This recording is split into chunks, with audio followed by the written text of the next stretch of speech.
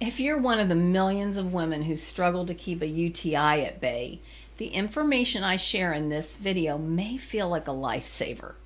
You'll know what to do at the earliest sign of a urinary tract infection. And when you use the natural ways I suggest to manage these pesky infections, they'll become less and less frequent.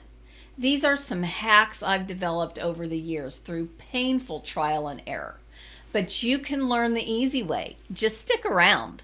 And if you're new here, I'm Dr. Gayla Gorman, a licensed acupuncturist, naturopath, and author of What's Your Kryptonite? On this channel, I'm here to help you reverse the effects of chronic stress so that you can cruise through midlife and beyond symptom-free, so that you can put an end to common midlife symptoms like chronic fatigue, insomnia, mood swings, issues with gut health, and even weight gain. So, what are some of the early warning signs that you've got a UTI coming on? One of the things that, for any of us who have ever experienced the situation, we know that there's just this feeling of maybe a little burning sensation whenever we're urinating.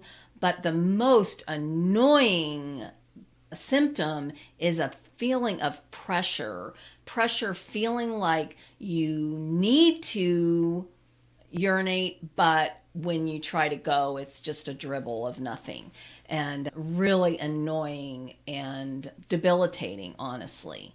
It is possible that escalates to actually being painful, and if you really don't catch it early on, you can find that a UTI becomes painful. If you remember the movie Eat, Pray, Love, Julia Roberts had begun having sex with Javier Bardem, and she went to see the natural medicine shaman, essentially, there in the community, and she quickly diagnosed her problem as a urinary tract infection due to too much sex. So sex can definitely contribute to this, especially if you haven't had sex in a while and then you get a little overzealous. And so you don't want to have to curb your sex life, especially if you're practicing healthy sex with a committed partner.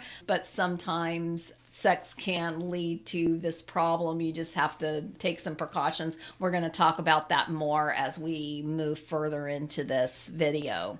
The other thing you may notice is kind of a pink looking urine. That would be a little blood in your urine, and that's another way that you can kind of tell something's off in your urinary tract. If you tend to get recurrent UTIs, that can point to a yeast overgrowth. And one of the ways you can identify a yeast overgrowth quickly is if you've got some vaginal discharge that is really just unpleasant.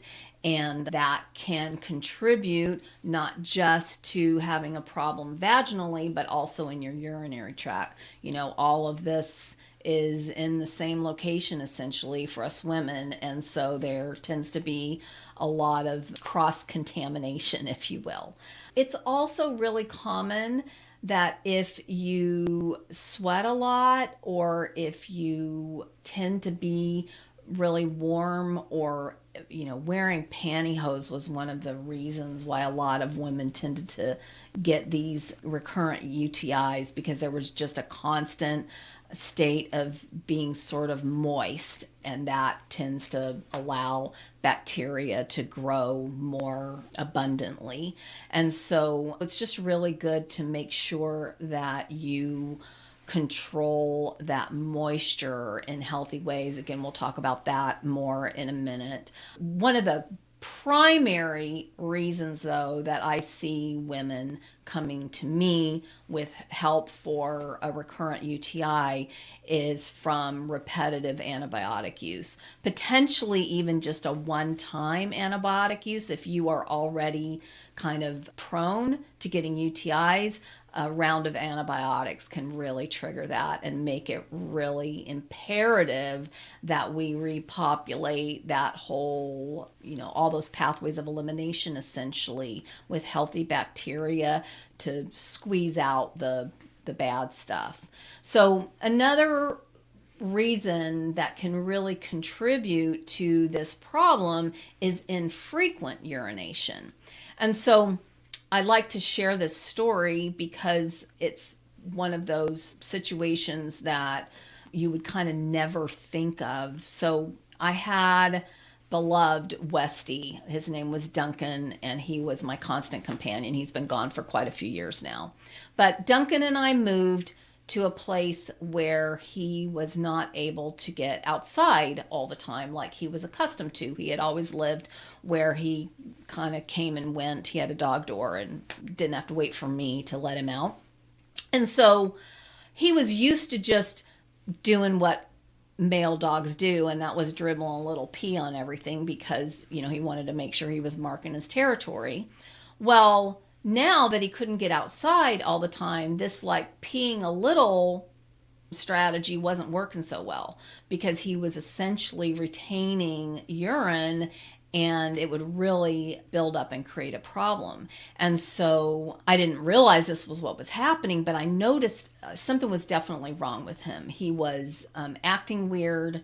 He would have incontinence. He would lose his bladder in a way that he had never happened before.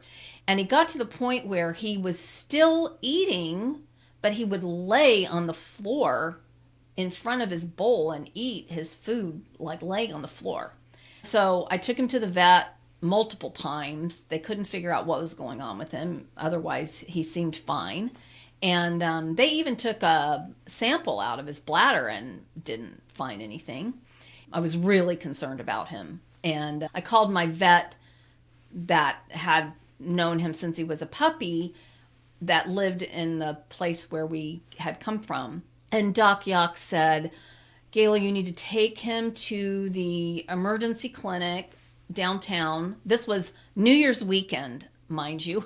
You need to take him to the emergency clinic downtown. They're open 24/7 and they will figure it out. And he had grown up in this area where I was, so he knew, he'd gone to school there. He knew what was available and trusted the people he was sending me to.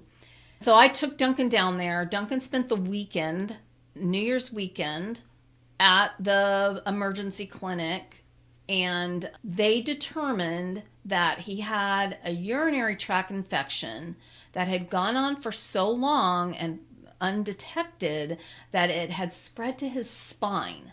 And so, of course, they had to give him intravenous antibiotics, and that continued for a while. And he was better. Everything was good when I got him back home and we continued his protocol. But then shortly thereafter, I started seeing signs again of a urinary tract infection. And I was like, I cannot continue putting this poor dog on antibiotics. I've got to try a different approach. Fortunately, now I knew it was a UTI, and I knew what I did for myself if I had a UTI. The first time I ever had a UTI, I was probably in my 20s. And my gynecologist told me to use cranberry. And we're going to talk more about what exactly I recommend, but what he also suggested was drinking water. He said you need to drink water until you flush your bladder out, meaning you've got to pee, like you can't not go. And I said, so what happens then? Once I flush my bladder, then what? Keep drinking water, keep flushing your bladder. And so basically you just consume water and go to the bathroom and make sure you're going every hour or two until you really get all that flushed out. So one of the big reasons why we have problems with UTIs is because we're not drinking enough high quality water and we're not keeping our bladder flushed out. So that's the lesson here in this story for you and for Duncan. Caffeine can also contribute to this. It's really fascinating because my husband drinks just a little bit of iced tea, and literally within 30 minutes, he has to go to the bathroom, and he may have to go several times in a short period of time to get that all flushed out of his bladder. It doesn't affect me quite the same, but I'm sensitive to caffeine in other ways. So if you really just need your cup of coffee in the morning, that's certainly not going to hurt you, but you definitely want to lay off the caffeine if UTIs are a recurrent problem for you. So as I mentioned, a bacteria overgrowth from not flushing your bladder out completely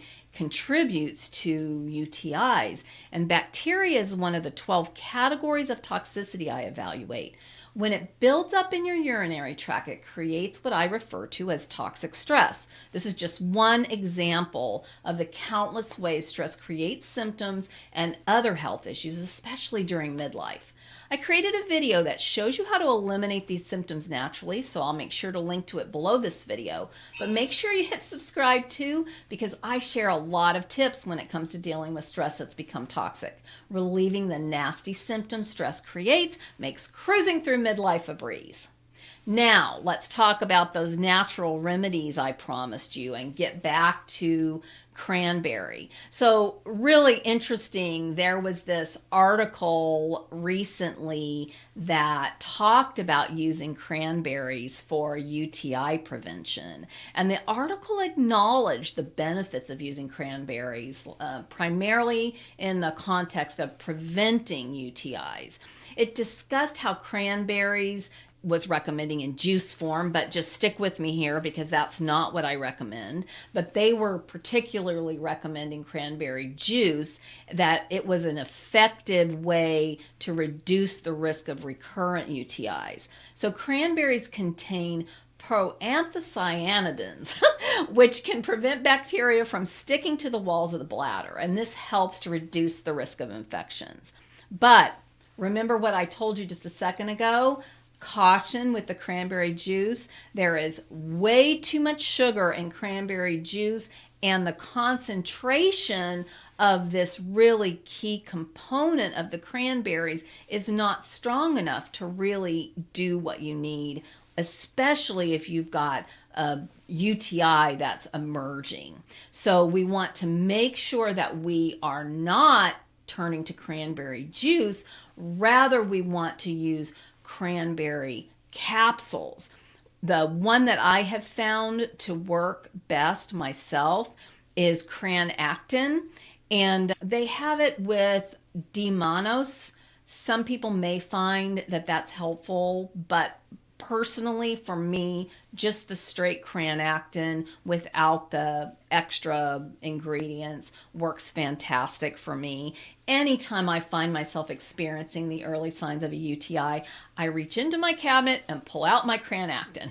I've been using Cranactin for, 30 plus years, and this is what I used with Duncan many years ago when the UTI started coming back. I would just open up this capsule, take about a half a capsule and sprinkle it in his food, and he would take it. I honestly got to the point where I would just give him a capsule with a little bit of peanut butter, and he used it, and literally just like I would experience for myself, I could see the benefit nearly immediately. I could see that his symptoms were receding just from how he was acting. I use a therapeutic dose for myself, which you may have heard me talk about before. Basically, a therapeutic dose is 2 to 3 times the frequency and potentially even 2 to 3 times the dosing. And within a couple of doses, I feel significant relief. So you definitely don't want to use a therapeutic dose for more than maybe a full day or even 2 days. If you've let it go too long, and it might take into the next day, but you should immediately start seeing improvement. And if you're not seeing improvement from this, then that points to it being something else. So don't avoid going to the doctor and seeking medical advice if any natural remedy is not showing signs that it's working fairly quickly. And basically, I take Cranactin for a few days and then it goes back in the cabinet. So if UTIs are a problem for you, I urge you to have Cranactin on hand. If you have to wait for it to arrive, you'll have gone from early signs to a full-blown UTI. And Cranactin honestly will still work. It just will take longer and a higher therapeutic dose to really get the job done. And, not to mention the discomfort. You're not going to want to wait for that to come in the mail from somewhere, especially if you live somewhere where you can't just run down to a vitamin shop or something like that and get your hands on some. So the other thing that I will suggest is a good probiotic or prebiotic. This is something I will say that a lot of people take these probiotics or prebiotics just all the time, and I definitely don't recommend you do that. I actually scan for which one is best for what you've got going on in your digestive tract. But if you don't have the benefit of doing that, then you just want to get a really high quality probiotic and take that for probably about 3 weeks. Certainly after any round of antibiotics, but then even if you've had a UTI that you've had to arrest, that pretty much demonstrates that you've got a bacterial imbalance. And so the Cranactin helped to pull that bacteria off the walls of your bladder, but it didn't do anything to rebalance the microbiome essentially in that area. So we've still got some work to do there. So how are you going to minimize the discomfort from a UTI? Well, the first thing you want to do is catch it early. We talked about that, but this Cranactin, this natural treatment that I recommend still works even if the infection has progressed, but it's definitely best if you catch it early and just at the first signs. You won't need a super strong dose. You'll be able to just nip it in the bud really fast. The other thing too, we talked about if you've got a problem with sweating or having a lot of moisture between your legs, essentially, you definitely do not want to be using powder. These powders have a lot of chemicals in them. If you've been using chemical means to deal with any moisture, you may have actually unwittingly created more of a problem for yourself. So you just want to make sure that you keep things dry, wear moisture wicking underwear, and stay clean. If you need to take a couple of showers, take a shower before you go to bed at night, and then of course again in the morning, and just keep that area really clean. Also use really good quality soap that is free of chemicals and fragrances and that sort of thing. You don't want to be adding more toxicity to an area that's already prone to have to deal with toxic buildup. The other thing too I will recommend is avoiding what I refer to as the Fierce 5. This is one of the ways that we initiate a human energy system reboot in my human energy system reboot program.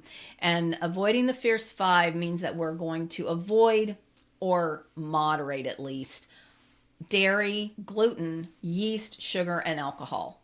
And all of those things will contribute to a bacterial overgrowth in different ways. And especially if you've got a UTI going on, you definitely want to make sure that you are avoiding these things for a period of time while you rebalance your microbiome. And if your best efforts to live a healthy lifestyle and do all the things you've been led to think are supposed to work aren't getting the job done, you may even be feeling like you take 2 steps forward and 3 back. In my next video, I'll show you how to manage the toxic stress that's sabotaging your efforts. You can eliminate the symptoms that seem to be piling up in midlife naturally without medication, crazy diets, intense exercise, or any other unsustainable lifestyle hack.